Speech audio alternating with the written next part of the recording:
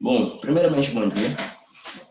O nosso projeto integrador possui o tema de assédio moral no ambiente de trabalho e eu vou seguir falando um pouco sobre a problemática do assédio moral em si, bem como alguns fatores, né, que são agravantes. Bom, é inegável que o assédio moral no ambiente de trabalho se tornou uma problemática pertinente para o mundo inteiro ao longo da história, né, que caracteriza-se basicamente pela submissão do trabalhador a constantes humilhações e constrangimentos, né, que se expressa em atitudes sem ética que provocam repercussões negativas na identidade, né, da pessoa assediada, bem como na sua saúde psicológica, lesando-lhe a sua noção de dignidade e infringindo seus direitos fundamentais, né. No entanto, a inexistência de legislação específica e a falta de informação dos trabalhadores sobre seus direitos e garantias, né, bem como maneira de como reconhecer o assédio moral e evitá-lo, né, são agravantes dessa problemática, né, tendo em vista que grande parte das vítimas deixa de denunciar o assédio por medo de perder o emprego, muitas vezes desacreditando na punição do agressor ou falta de informação, né, sobre a quem possa recorrer em busca de reparação e punição do agressor. Da mesma forma, é certo que a falta de capacitação dos profissionais do RH também é um atenuante do assédio moral, uma vez que os gestores devem assegurar aos seus funcionários os direitos humanos, garantindo-lhes o direito de sigilo ou de anonimato, para que possa ser ouvido em caso de denúncia sobre intimidações, constrangimentos, né, ou ameaças contra o colaborador, ou seja, sobre a conduta do assédio moral em si, para que assim, né, os trabalhadores eles estivessem preparados para reconhecer o assédio moral, né, assim, evitando e também combatendo. E, bom, esses são alguns dos principais fatores agravantes do assédio moral no ambiente de trabalho. E assim encerro a minha parte e a Jéssica dá prosseguimento. Bom, eu irei falar um pouco sobre o assédio moral envolvendo as mulheres. O objetivo deste trabalho é analisar os aspectos relevantes do assédio moral, como prática discriminatória contra a mulher, e compreender a incidência deste comportamento em relação trabalhista. Segundo uma pesquisa, frases como "você está muito sensível hoje" são ouvidas com frequência. Ser mulher no mercado de trabalho é uma tarefa desafiadora e inclui desviar comentários machistas. Exemplo, tá de TPM? Quer chorar? Você está muito sensível? Um filho vai atrapalhar seu crescimento profissional, entre vários outros.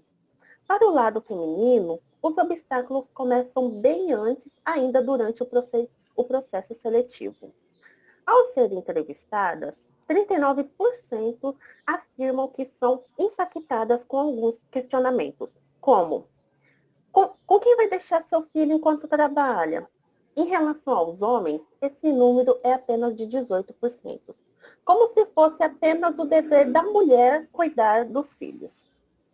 A partir do momento que a mulher entra no mercado de trabalho, vários aspectos da discriminação pela questão de gênero têm se manifestado. Dois exemplos da discriminação e violência no ambiente de trabalho são o assédio moral e sexual. O assédio moral é algo antigo, é um dos mais relevantes do direito da atualidade. E na sua importância podem ser vistas no grande número de demandas judiciais. Mas somente na década de 90 passou a ser identificado e tratado como um problema social. Após verificar-se que a ocorrência dessa prática não só diminui a produtividade, como prejudica a saúde. Nem sempre os atos de assédio moral são claros, mas há pontos em comum do perfil do assediador. Entre eles, o recurso de ameaças de demissão ou perda do emprego, humilhar em público, pedir a repetição da mesma atividade, com o objetivo de perseguição, sobrecarga de tarefas sem devida orientação, como realizá-las, entre outros. Agora eu passo a palavra a Carol. Diante do momento em que nós estamos passando dessa pandemia, não podemos deixar de tratar o tema dentro dessa situação. A pandemia, ela trouxe medo e incerteza para as pessoas sobre se um dia a gente vai voltar ao normal, ou pior ainda, será que esse será o novo normal? As empresas, elas não estão preparadas para essa situação. Na verdade, nenhuma pessoa estava preparada para essa situação que nós estamos passando. Empresas estão fechando, trabalhadores estão inseguros se eles terão ainda esse emprego, eles estão se sujeitando a coisas que eles não se sujeitariam se estivéssemos em outra situação. Além do medo de contrair a doença, eles estão com medo de perder o emprego. Estão se sujeitando a trabalhar, por exemplo, em home office muito mais do que 44 horas semanais. O medo de não atingir a meta e ser dispensado é muito grande. Então, a gente não pode deixar de olhar para essa situação que nós estamos passando e ver que o assédio está muito presente. Esse ano de 2020 foi o ano em que receberam-se mais denúncias de assédio moral. Então, assim, é importante a gente olhar com bastante atenção esse assunto e trabalhar, né, para que esse assédio não aconteça mais ou que pelo menos ele seja diminuído e que as pessoas tenham consciência de que elas estão sendo assediadas e que não aceitem essa situação. Agora eu vou passar aqui a palavra para a Jaque falar sobre a conscientização.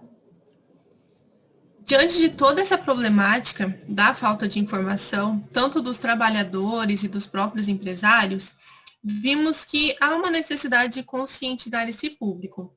Então, nós tivemos a ideia de criar um site para ser essa ferramenta de conscientização.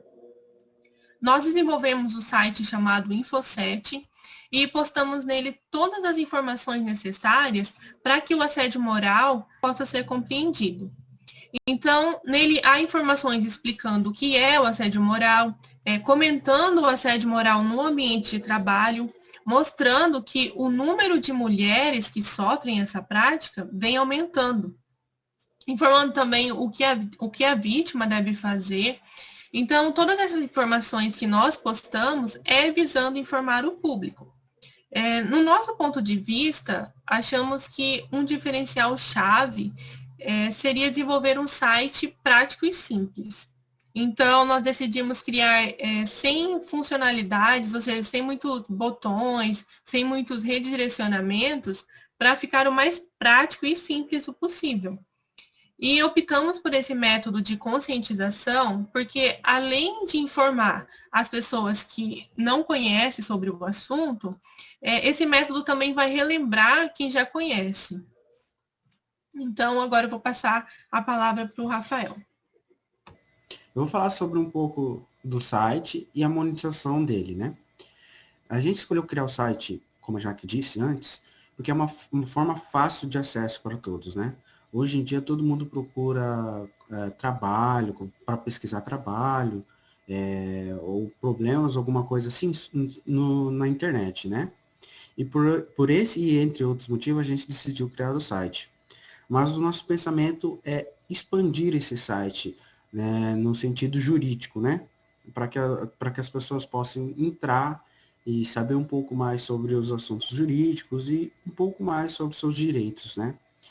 E que os jovens também possam entrar nesse site e fazer pesquisas para os seus trabalhos, como a gente precisou fazer pesquisas para esse trabalho em outros sites. Assim, eles podem entrar nesse site também e fazer as pesquisas deles. E com esse sentido vem a monetização do site, que é um ato de transformar os bens, os serviços, os fatos, informações em dinheiro, né?